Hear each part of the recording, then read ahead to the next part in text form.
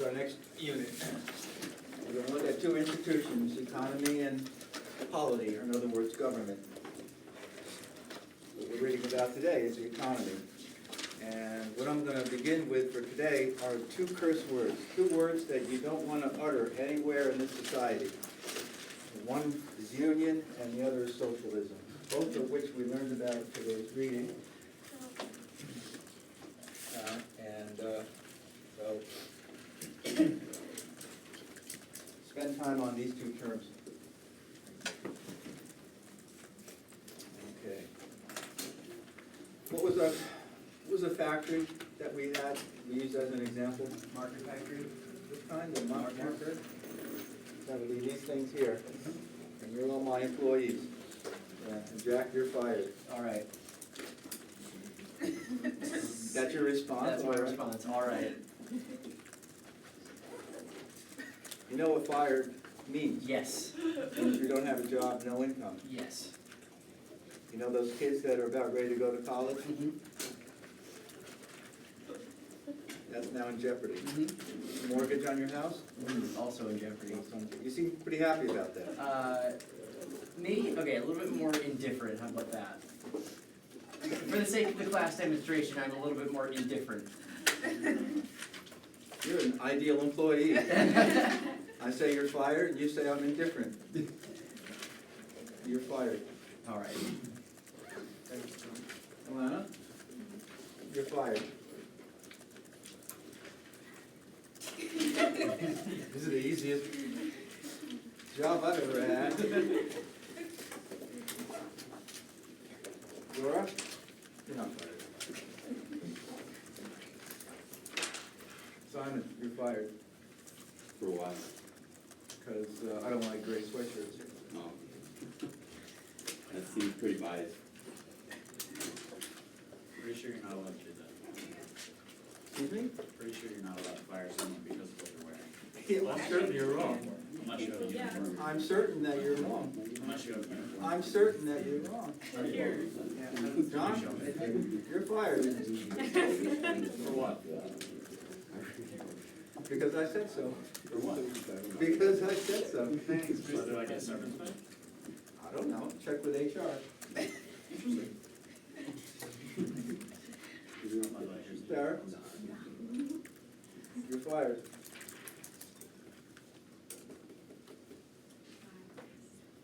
You're not smiling enough.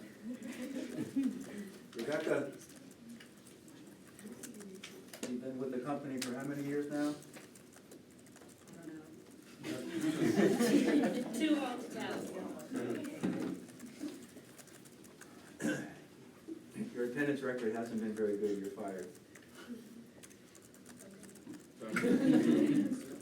Michelle,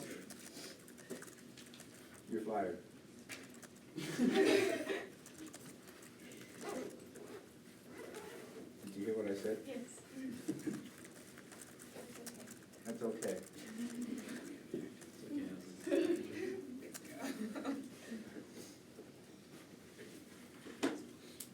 Tell me your name again. Emma. What is it? Emma. Emma.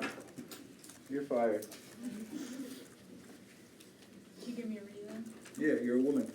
Oh. Right there,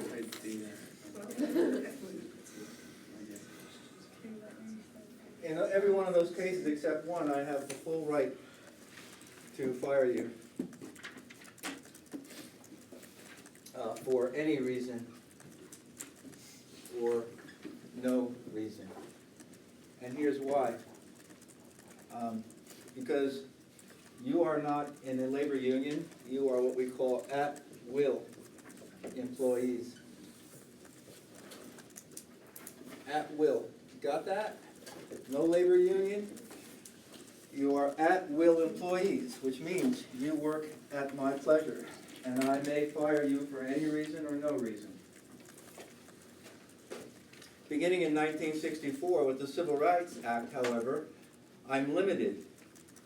I can't say that I can fire you because you're a woman, because that's a violation of the Civil Rights Act.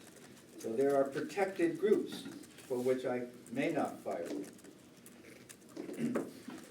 But when someone said, I don't have the right to fire you because you're wearing a gray sweatshirt, I have the right to say that. Because when you come and work in my factory, this is where we are, right here, in my factory, you see? And there are certain laws out here that bounce off the wall because this is a private organization of mine. And while you're working here, you're working under my authority at will. With the exception of some civil rights restrictions, protected groups. I can't fire you on the basis of sex, I can't, on the basis, well, that's being questioned right now, on the basis of sex. Right now, the Supreme Court is beginning hearing arguments about that. Does the Civil Rights Act of 1964, which says you will not be discriminated on the basis of sex, does that include transgender? Does that include sexual orientation with regard to who you prefer to mate with? Because one person was fired because he was gay, another person was fired because they were transgender, and they're making their way, they made their way up to the Supreme Court, and they're asking the question, does that term include non-binary sexual identity? Does it include gay and lesbians?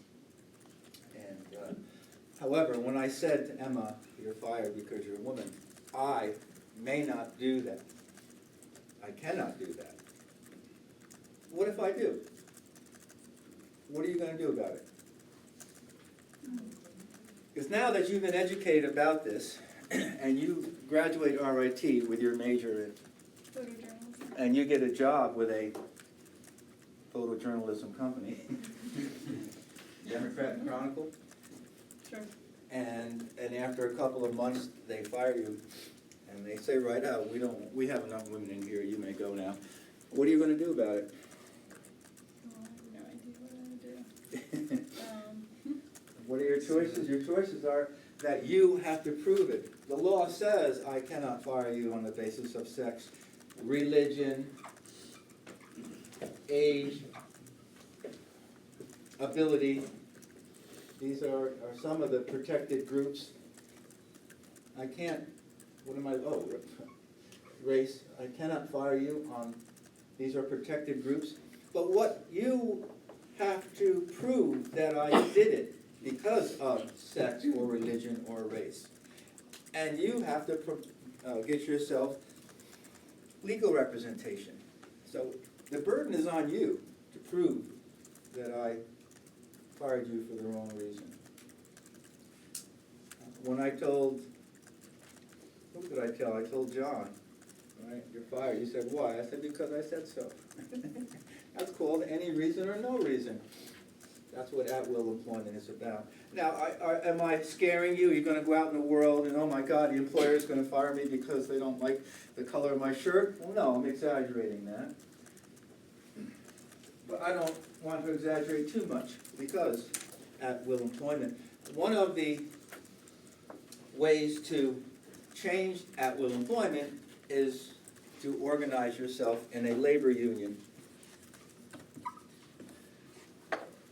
And with a labor union, what has that got to do with at-will employment? What does it have to do with it is that a labor union, if you are successful to organize one, which is becoming harder and harder and harder every day, you have the ability to enter into a democratic situation where my factory is no longer my little kingdom that I rule. Now my workplace is up for democratic negotiation. It's called collective bargaining.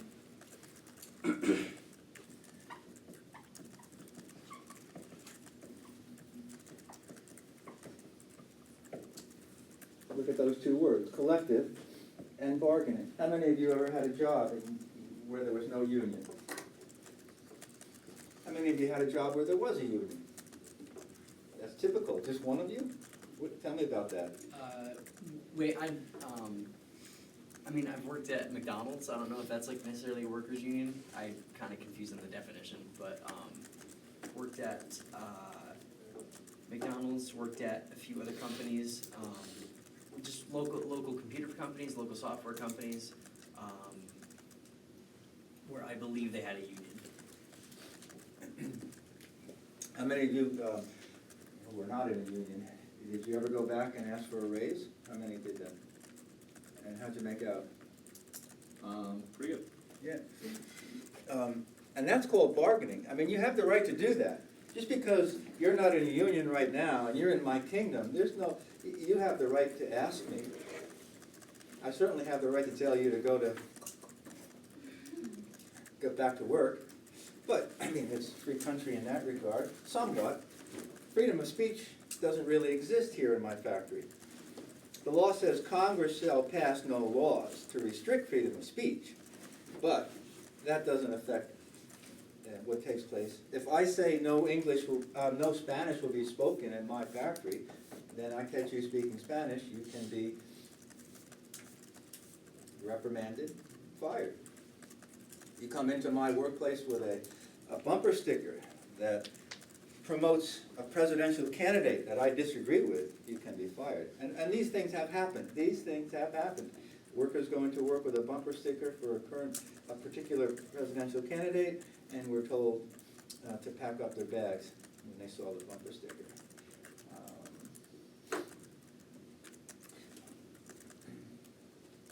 Yeah, hold on. So, Brian, you were successful. You went back and asked for, what was it, a raise, better time, better flexible hours? What? Yeah, better wages. Better wages. You get what you wanted? Absolutely. Yeah. Did good, worked out well? Yeah, How do you know? because the end result is I got what I wanted.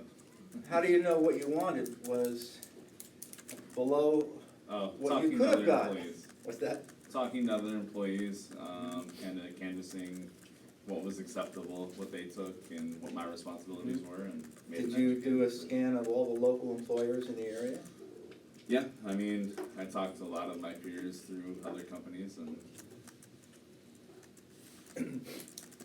How many of you had a? some of those were union employees too. Sorry? I said some of those were union employees too. Anyone else have a good experience that way? I was, like, my company didn't hire enough managers, so I was working a manager position without manager pay.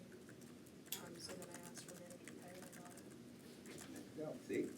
So, what you two were involved in was individual bargaining.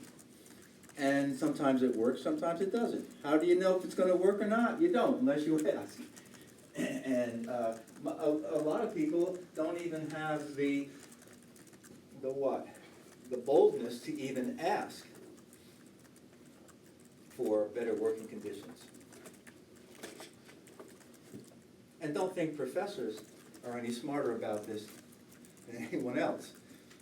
When I was offered a job here, as soon as they accepted me and they made me the formal offer, yeah, you went through the interview, you came on campus, everything is good, now we want to formally offer you a job, here's the pay. And I said, thank you, thank you, thank you, but I think that pay is below what I should be getting. And we negotiated. I told my colleagues about this, and they were astounded. You can do that? Where did you go to school? Of course you can do that. But there is a limit to that. I was successful, and you too. We were successful in our individual bargaining or negotiation. It was very simple and very quick, right? But how did I know how much to ask for? I didn't. With collective bargaining, rather than one person going back to talk to the manager, you have the entire workforce. This is what unions do. One of the things they do is they provide a negotiating committee. A negotiating committee composed